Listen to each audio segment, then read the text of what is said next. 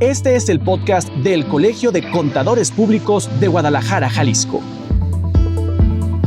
Acompáñanos en este viaje sonoro por el apasionante mundo de la contabilidad y las finanzas.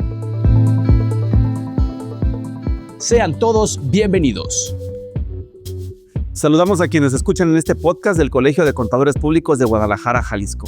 Ustedes seguramente han escuchado en la radio, la televisión, en la lectura de los diarios de la localidad la palabra políticas públicas. Es un tema muy recurrente que está en nuestro día a día y creo que pocas veces nos detenemos a analizarlo con detalle, sobre todo para entender de qué se trata, qué papel juegan los ciudadanos en el mismo. Y hoy desde este colegio, en este podcast, queremos hablar del mismo. Y para ello tenemos como invitado al politólogo Raúl Orozco Magaña. Él nos acompaña en esta ocasión en la charla para hablar precisamente de las políticas públicas. De hecho, él está cursando un doctorado en políticas públicas y desarrollo por la propia Universidad de Guadalajara. Así que, Raúl, ¿cómo estás? Bienvenido. Qué joven, mi estimado, ¿cómo estás? Víctor, muchas gracias. Un gusto y no creas, ya no tanto, ya son 36 que se empiezan a notar. Muy bien.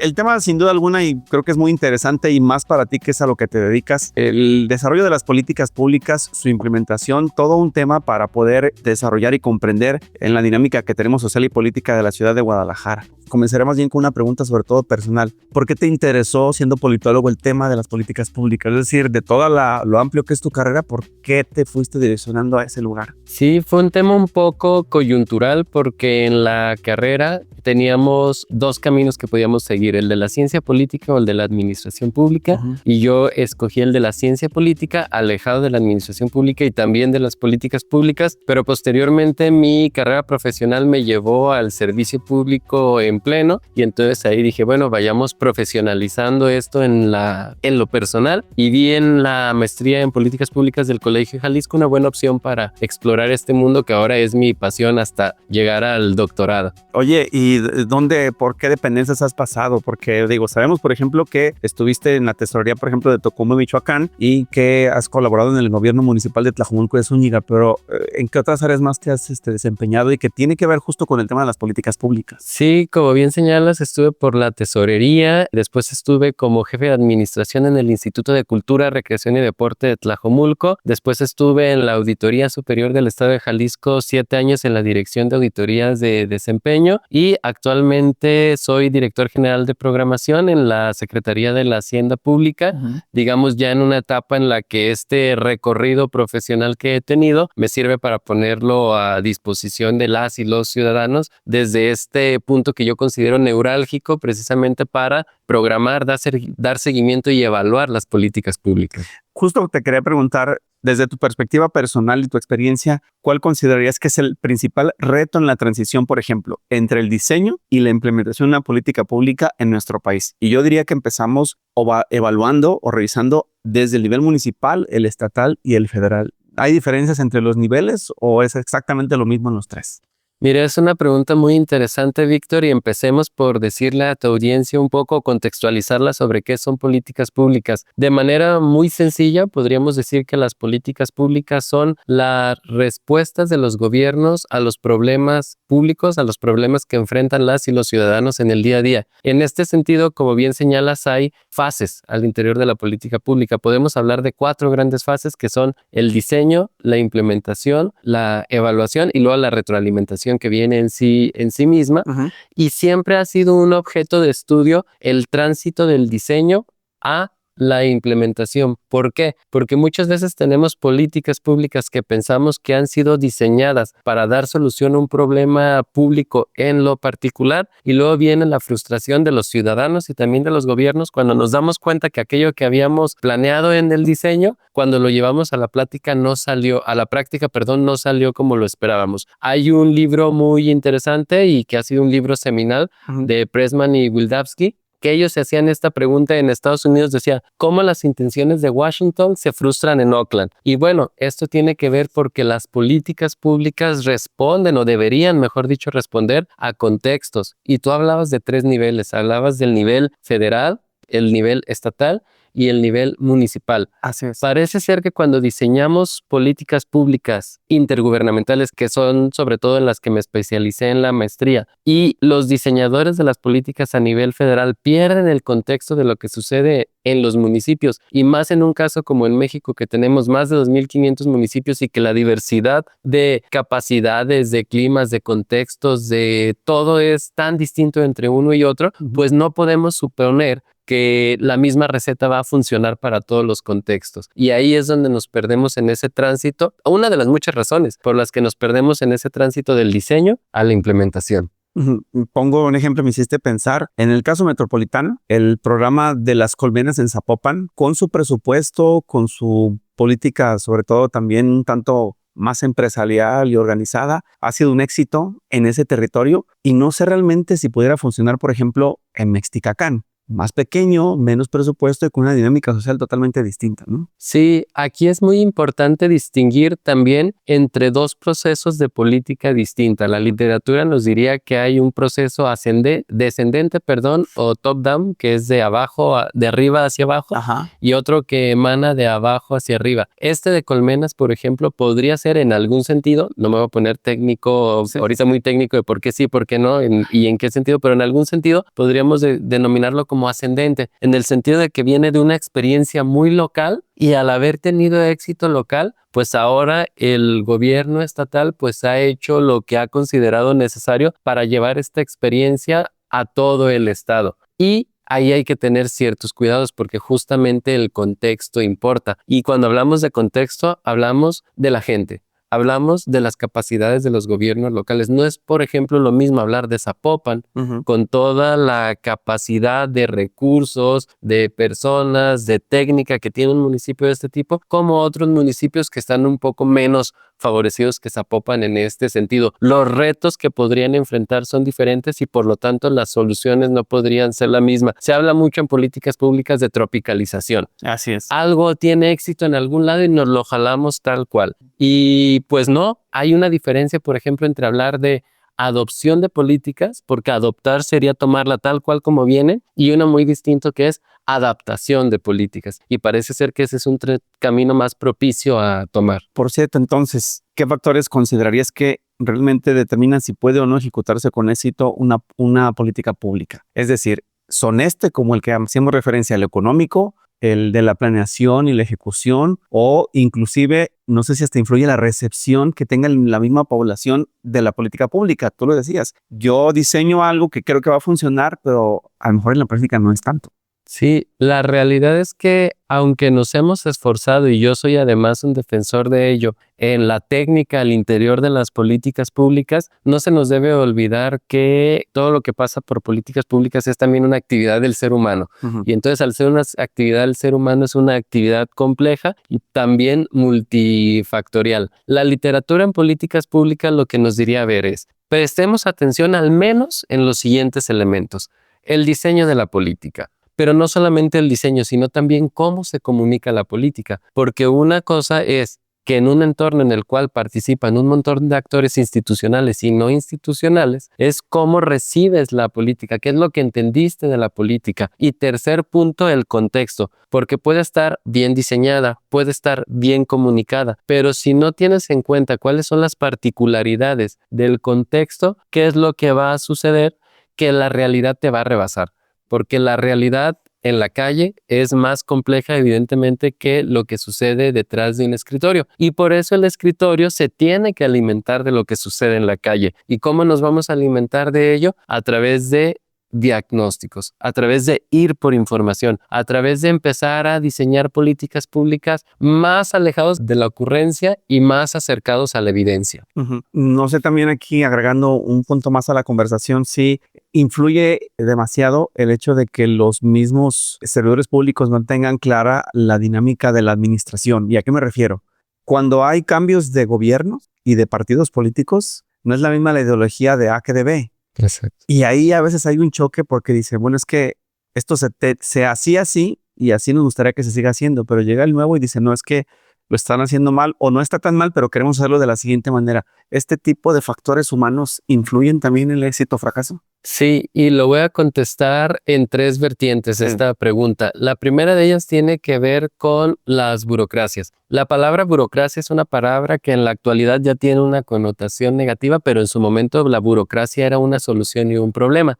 ¿Qué era lo que hacía la burocracia, digamos, weberiana de Max Weber? Lo que decía es que mientras los políticos rotan porque la característica de su puesto así se los demanda, debe haber una estructura burocrática que no importa quién venga con puestos de elección popular, siempre hay técnicos de la política pública que están ahí para que las cosas no se caigan y para que no vengan también justamente estos giros de timón que acabas de mencionar, que estamos gobernados por un color, llega el otro y entonces todo lo que se hizo atrás no sirve, hay que inventar el hilo nuevo y hay que hacer todo de nuevo. Y en esas perdemos recursos, perdemos tiempo y perdemos algo muy importante que a veces no tomamos en cuenta, perdemos experiencia que ya se ganó. Pero luego también hay otra situación que tiene que ver con servidores públicos en entornos diferentes. Por ejemplo, Zapopan tiene como municipio, y los municipios como Guadalajara, Monterrey, tienen la capacidad de llevar a sus filas a profesionistas formados, a profesionistas experimentados. ¿Por qué? De entrada, porque tienen un sueldo que les permite ir al mercado a traer, en teoría, a los mejores servidores públicos. Caso de municipios como en el que yo trabajé y del cual soy originario, Tocumbo, mencionabas en Michoacán. Es un municipio que tiene 11,000 habitantes, 10,800 habitantes. Es un municipio cuyo presupuesto anual es 25, bueno, cuando yo estuve en aquel momento, ahorita es más, 25 millones de pesos el primer año. 25 millones de pesos se va en una ciudad como Guadalajara, se va en cualquier tapada de baches, pero ese era el presupuesto de toda la administración. Entonces, eso te implica retos. ¿Por qué? Porque incluso las personas que están ahí con muy buena voluntad, de todos modos, están desconectados de todo lo que pasa técnicamente a su alrededor.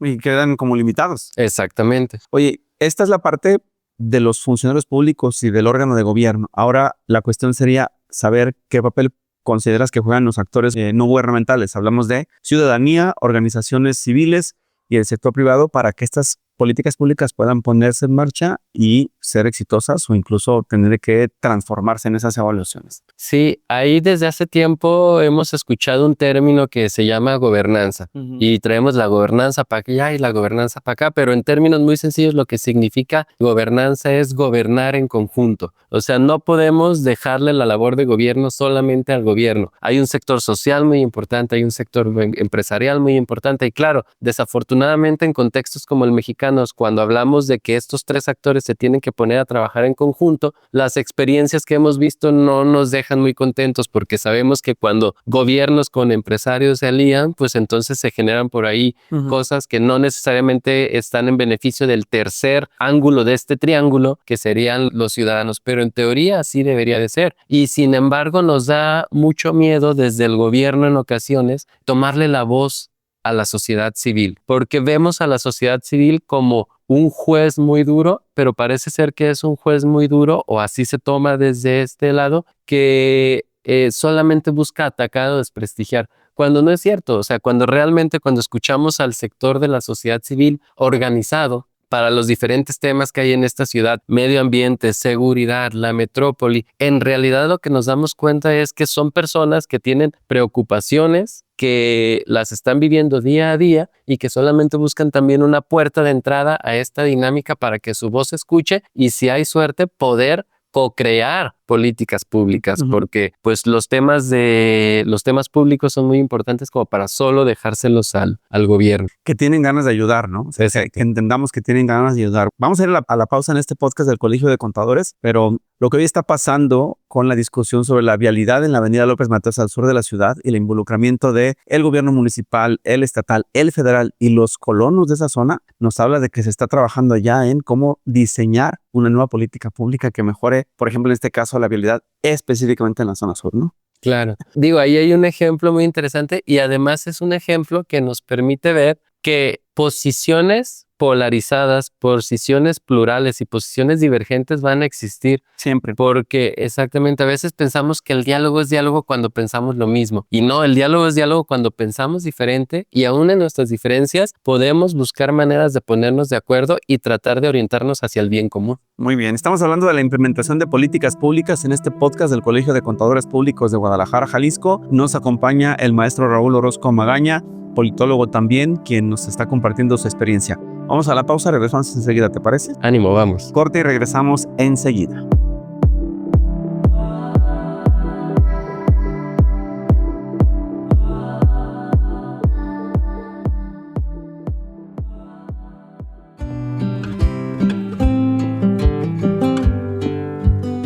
El Colegio de Contadores Públicos de Guadalajara, Jalisco, te invita al magno evento de Beneficencia 2025, Sumando Talentos, Restando Tristezas, una experiencia con causa que une corazón, compromiso y vocación de servicio. Vive una jornada inolvidable donde el talento, la generosidad y la solidaridad se transforman en esperanza para quienes más lo necesitan.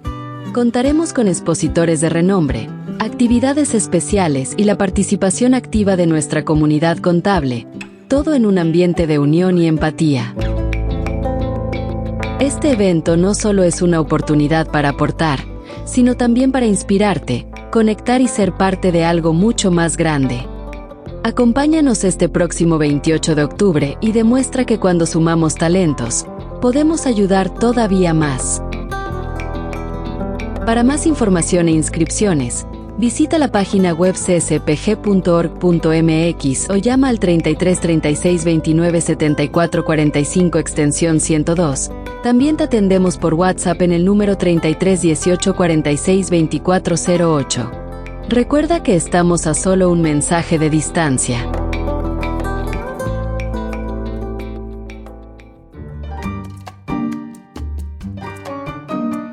¿Sabes realmente cómo un contrato puede cambiar tu situación fiscal? Si estás firmando sin conocer las implicaciones fiscales, podrías estar asumiendo riesgos que pueden costarte mucho más de lo que imaginas. El Colegio de Contadores Públicos de Guadalajara, Jalisco, te invita este 12 de noviembre a la conferencia Contratos y sus efectos fiscales, una guía esencial para entender cómo los contratos impactan en la carga fiscal de personas físicas y morales. Aprende a detectar obligaciones ocultas, evitar errores comunes y aplicar estrategias que optimicen tus operaciones con total seguridad jurídica y fiscal. Este curso está diseñado con un enfoque práctico y actualizado para que tomes decisiones inteligentes y con respaldo técnico. No firmes a ciegas. Prepárate con quienes saben. Inscríbete ya en la página web del Colegio de Contadores. Llama al 33 36 29 74 45 extensión 102. También puedes escribirnos al correo reservaciones@cspg.org.mx o si lo prefieres contáctanos por WhatsApp en el 33 18 46 24 08.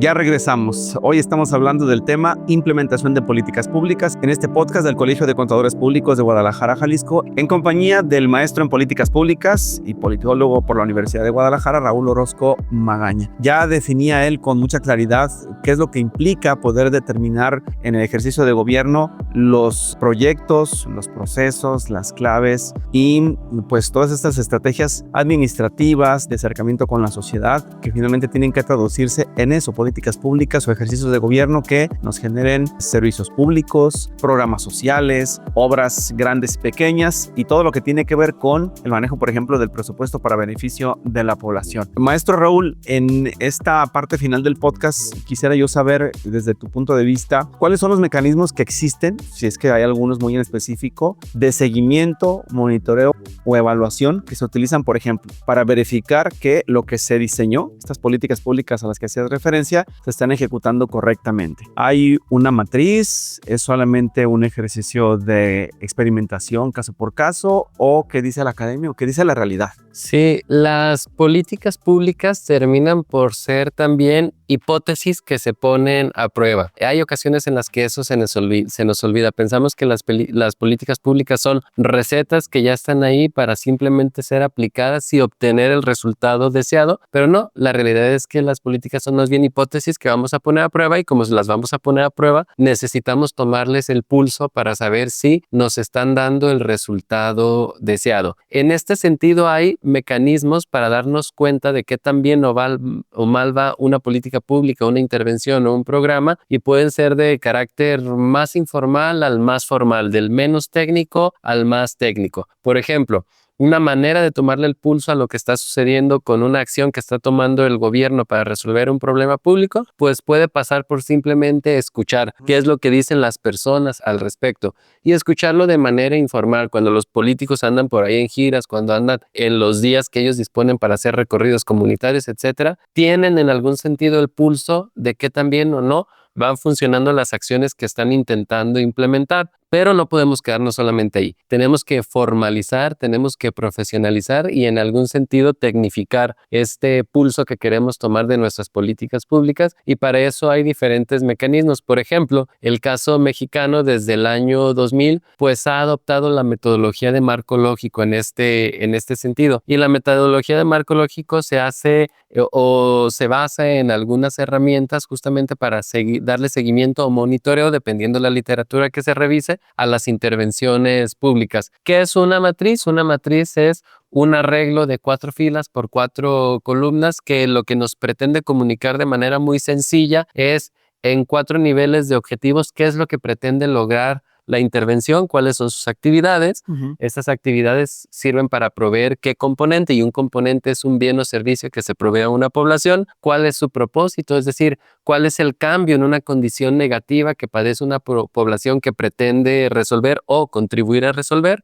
Y por último, ¿cuál es su fin? Es decir, ¿cuál es su objetivo de nivel superior? Para darnos cuenta de cómo va una intervención pública en estos 4 niveles, tenemos indicadores. Y los indicadores, pues justamente como su nombre lo dicen, son instrumentos que nos sirven para darnos un indicio de cómo va la cosa. Por ejemplo, cuando nosotros vamos manejando nuestro coche, nosotros tenemos un tablero, y ese tablero nos va arrojando diferente información que nos es muy útil para saber si estamos llegando del punto A al punto B de manera eficiente, de manera eficaz, con calidad y con economía. Yo sé si voy rebasando el límite o no de seguridad, yo sé si ya me está quedando poquita gasolina o no, y con base en esa información yo tomo decisiones de si me salgo de la autopista para ir a la gasolina, de si le echo agua a mi coche, anticongelante, etc. Eso sucede con la matriz de indicadores para resultados. Es un instrumento para el uso cotidiano que arroja información útil para, en su caso, reorientar un programa si vemos que ese programa se está desviando de la consecución de sus objetivos. Eso durante, digamos, el ejercicio fiscal. Pero una vez que cierra el ejercicio fiscal, también tenemos otro instrumento, conjuntos de instrumentos que se materializan en las evaluaciones. Las evaluaciones de desempeño son una herramienta muy importante justamente para medir los resultados de una intervención pública, y evaluaciones tenemos de un montón de tipos. Tenemos evaluación de diseño, de resultados, de impacto, etc. Tomando en cuenta, maestro Raúl, este ejemplo del carro, también hay que considerar algo. Hay algunos factores que generan resistencia al cambio. Los internos, el mismo coche, una falla mecánica, una falta de presión de aire en las llantas, no sé. Y en el camino, factores externos que también afectan la llegada al destino final. Un accidente, un bache, un semáforo descompuesto, un embotellamiento. ¿Cómo se gestionan esas resistencias internas y externas en la aplicación de las políticas públicas? No es, digamos, no hablando de un coche, pero lo ponía como otro ejemplo, pero lo hay, ¿no? O sea, también hay momentos en que desde la oficina hay quien dice, es que no estoy de acuerdo, yo no quiero que se haga así o no quiero colaborar.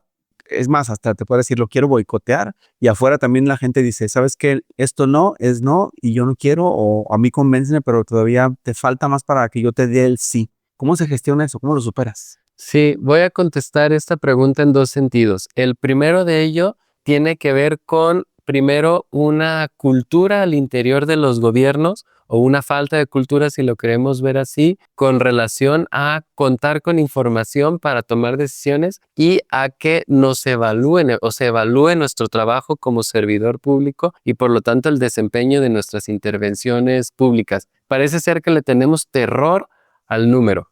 ¿A qué me refiero con terror al número? Si entonces nosotros nos estamos alejando de la meta, parece ser que lo que queremos hacer es más bien maquillar la cifra y no hacer exactamente, y no cambiar nuestras conductas, nuestras prácticas, nuestros diseños, nuestras intervenciones en la medida que nos permita orientarnos hacia el cumplimiento, porque al final la meta es un estado deseado, digamos, es un punto al cual queremos llegar y sirve como referencia para guiar los esfuerzos de toda una administración pública hacia resultados.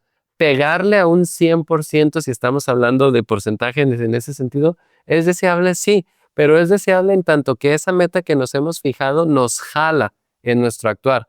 Si la meta que nos hemos fijado no nos invita a hacer un cambio en nuestra conducta y por lo tanto un cambio en la manera en la que estamos implementando la política, pues la realidad es que el numerito sirvió de poco.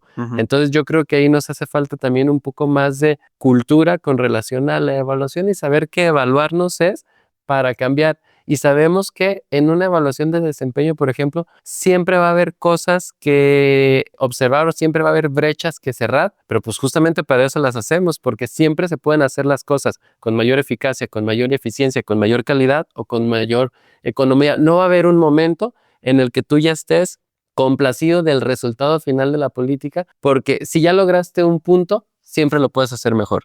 Si ya lograste el objetivo, a lo mejor para el siguiente año lo haces con menor disposición de recursos y esos recursos entonces los puedes destinar a otro lado. Ese por un lado y por lo que tiene que ver por las resistencias, digamos, internas. Pero también debemos ser conscientes, tanto ciudadanos como implementadores de políticas, que al ser las políticas públicas una hipótesis que se pone a prueba, no todo va a salir conforme al plan. Y no nos debemos de asustar, nos debemos ocupar. Nos debemos ocupar entonces en cuando se nos están saliendo las cosas de control o cuando estamos teniendo resultados diferentes a los que deseábamos obtener, entonces reorientar nuestra acción o reorientar la gestión hacia el cumplimiento de resultados. ¿Qué tan frecuente es que se hagan ajustes sobre la marcha? Es decir, ¿se puede ir puliendo la política pública en el camino? Muy frecuente y además diría yo que es lo deseable. Y justamente también pasa por un tema de cultura. A veces desde la posición de gobierno se asume que cuando uno toma decisiones siempre tienen la razón. Y claro, nosotros como ciudadanos esperamos que nuestros gobernantes la mayoría del tiempo tengan razón y sepan hacia dónde nos están dirigiendo con sus acciones y que sepamos que no se tratan de ocurrencias, sino de acciones de gobierno bien planteadas y por lo tanto también bien ejecutadas. Pero la realidad es que conviene mucho, y eso creo que nos hace falta a todos entrar un poco más en ese camino, reconocer cuando nos equivocamos, reconocer cuando nos desviamos del camino y explicar. Esa es una parte que creo que nos hace falta del lado de rendición de cuentas de nuestros gobiernos. El asunto de, ok, yo como ciudadano al menos no te penalizaría con mi voto o con mi crítica o con lo que ustedes quieran, porque no lograste el objetivo de exactamente la manera en la que lo propusiste. Yo te penalizaría si no me sabes explicar qué fue lo que pasó para que ese resultado no llegara, porque entonces ahí me habla no solamente de la falta del cumplimiento del compromiso, sino que ni siquiera supiste, tuviste idea de en qué momento las cosas se te fueron de la mano o por qué. Y si no lo sabes o no me lo quieres explicar, una de dos, o no lo estás entendiendo o no me quieres rendir cuentas. Y cualquiera de las dos, a mí como ciudadano no me gusta. Un ejemplo que tengas fresco en mente de una política que a lo mejor te tocó trabajar, vivir o estar cerca de y que sobre la marcha se tuvo que corregir y el resultado tal vez sí fue positivo. Y si fue negativo no importa, pero al final de cuentas que nos ayuda a entender cómo es esta dinámica de organización. Mira, uno que tengo muy fresco, pues puede ser justamente el que trabajé en mi tesis de maestría con el Fondo de Infraestructura Social Municipal. Este es un recurso que llega a todos los municipios y en la actualidad no tengo todos los detalles del diseño y si esto ha cambiado, pero digamos que en el momento en el que lo estudié y además en el momento en el que lo ejercí como funcionario público, ese recurso estaba etiquetado y lo podías usar en obras de infraestructura social básica tendientes a reducir la pobreza y el rezago social. ¿Qué era lo que pasaba en municipios como el de Tocumbo que tienen capacidades institucionales muy limitadas, que ese dinero en Tocumo y en otros municipios, lo que hacían los presidentes municipales no era destinarlo necesariamente a esas obras. ¿Por qué? Porque esas obras no daban votos, y al no dar votos, pues entonces no te garantizan o la reelección en su caso, o la elección de un gobernante del mismo partido político, o sea, la continuidad del proyecto. ¿Y por qué digo que no dan votos? O en la tesis lo explico, porque pues al ser drenaje, al ser agua potable, son cosas que quedan debajo de la tierra y no son tan visibles como una pavimentación, que para eso no podías ejercer el recurso, o no es tan visible como la cancha deportiva que prometiste en campaña y no tienes recursos de otro lado más de que ahí. Pero lo importante es cómo estos municipios deciden hacer esto a pesar de que la Auditoría Superior de la Federación, en este caso la Auditoría Superior de Michoacán, en el caso que estamos hablando de Michoacán, Sí. podía generar observaciones por el uso de ese recurso en destinos de gasto distintos a los que estaba aprobado. Y no es tanto una situación de cómo se ha cambiado, pero es una situación de cómo impacta el contexto. Uno de cómo se ha cambiado, al menos en el discurso, podría ser un programa muy conocido localmente, el de las mochilas y los útiles escolares. Es un programa que originalmente nació con una intención de reducir la deserción escolar, pero luego todo el mundo se dio cuenta que, caray, la deserción de escolar, pues, punto número 1, ni es un problema tan grande, porque más del 97 punto y cacho de los niños permanecían en la escuela. Y punto número 2, la intervención no necesariamente ayudaba a que esos poquitos que se iban de la escuela no se fueran exactamente por tener la mochila. ¿Qué cambio vino aquí? Vino un cambio en la concepción del programa, porque el programa sí hacía algo. La cosa es que no hacía lo que en un inicio se propuso hacer. ¿Qué es lo que sí hace ese programa? A las familias más desfavorecidas, en un momento crítico del año, que es en los meses de agosto y septiembre, cuando hay que comprar los útiles escolares, pues les reduce el impacto de ese gasto en ese momento en particular. Y ahí ves un poco cómo se va cambiando tanto el diseño o el discurso de la política en función de los objetivos que persigue. Eso me lleva a preguntarte si tú consideras o cómo consideras que impactará, por ejemplo, factores también de la propia dinámica política, la corrupción, la discrecionalidad y la falta de transparencia, la implementación de las políticas públicas. Si estamos entendiendo que también el gobernante, al tener la facultad de tomar decisiones, puede hacerlo de una buena manera o con malas prácticas, ¿esto afecta a las políticas al final de cuentas? Sí, y voy a dar dos casos. Voy a dar un caso de lo negativo y voy a dar un caso de lo positivo, también retomando incluso un poquito la pregunta anterior. Evidentemente, cuando tenemos contextos de corrupción en un país como México y todos los que aparecen también con un índice alto en materia de corrupción, tenemos políticas públicas vulnerables. ¿Vulnerables a qué? Vulnerables al entorno corrupto y al entorno corruptor. Por lo tanto, entonces puede ser que tengamos políticas que no alcancen su objetivo porque están diseñadas para una cosa en particular, pero terminan desviándose de su objetivo por intereses creados alrededor de la misma. Y esa es una situación, pero una situación positiva, recuperando todavía el tema de la pregunta anterior, tiene que ver, por ejemplo, con el caso de los programas de desayunos escolares. El caso de los programas de desayunos escolares, pues es un programa de larga vida en el país, que lo que hace es entregar un desayuno a los niños bajo la lógica de que en la medida en la que vayan alimentados al menos con el primer alimento del día pueden mejorar su rendimiento escolar, y se daban con el paso del tiempo y justamente a prueba y error se dieron cuenta que era necesario, por ejemplo, incorporar otros elementos o otros componentes a este programa. ¿Por qué? Porque si bien es cierto, los niños comían en la escuela, tienen 2 comidas que no las hacían en la escuela. Y en esas 2 comidas podían comer cualquier otra cosa. ¿Qué es lo que se hizo? Se le dio, por ejemplo, cursos o se le da cursos a los padres de familia para que también sepan cómo alimentarles en casa. Y claro, hay problemas que no ataca ese programa, porque ese programa pues no resuelve el asunto de si esas 2 comidas el niño las hace o no, porque haya o no haya dinero. Pero al menos donde puede entrar la intervención entra. Y remato nada más con esto, con la experiencia de una alumna que acaba de presentar también su tesis de maestría, donde estudia este programa en el municipio de Tlajomulco y se da cuenta del otro lado, del lado noble, es decir, no el lado de la corrupción, de este lado de donde de repente hay funcionarios públicos, porque al final los profesores y los directores también son funcionarios públicos de otra naturaleza, pero también funcionarios públicos, hacen un esfuerzo a veces sobrehumano para que se mantenga el programa. Una directora de una escuela en Tlajomulco, por ejemplo, renunció a una buena parte de metros cuadrados de su oficina porque ella dijo, yo prefiero que conviertan esto en una cocina, pero que no se me vaya mi programa.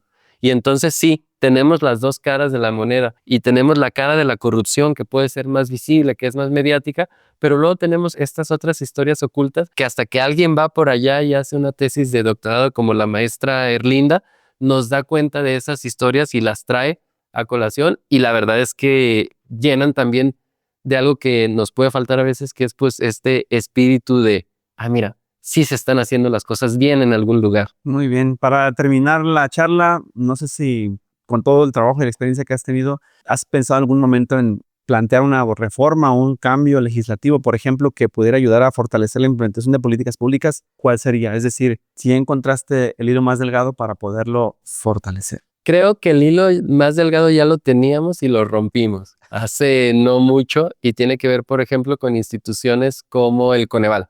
La realidad es que tener instituciones como el Coneval o tener instituciones de otra naturaleza que nos permitan generar información para tomar decisiones, mientras nos metamos en esa ruta, creo que es una ruta que fortalece la parte técnica de las políticas públicas y la que nos ayudaría a diseñar mejores programas, a darles un mejor seguimiento y a contar con información a través de la evaluación. Si yo pudiera hacer algo, yo regresaría a ese camino reformado, como ustedes quieran. Si tenemos que discutir la institución, discutámosla, pero yo creo que el que se vaya al Coneval es una gran pérdida, pero luego hay otros esfuerzos que van haciendo también algunos estados, pero pues también tiene que no venir de dentro de los propios gobiernos, porque eso tiene una dinámica propia que les sirve a ellos generar sus propios datos, pero necesitamos instancias autónomas que nos provean de esta información a los ciudadanos. Muy bien, escuchamos en este podcast al maestro Raúl Orozco Magaña, politólogo por la Universidad de Guadalajara y experto en políticas públicas. Muchísimas gracias por la conversación. Gracias, Víctor. Y gracias también a todos ustedes por habernos acompañado. Me despido, soy Víctor Montes Rentería y los invito a escuchar el siguiente episodio de nuestro podcast. Hasta luego, gracias.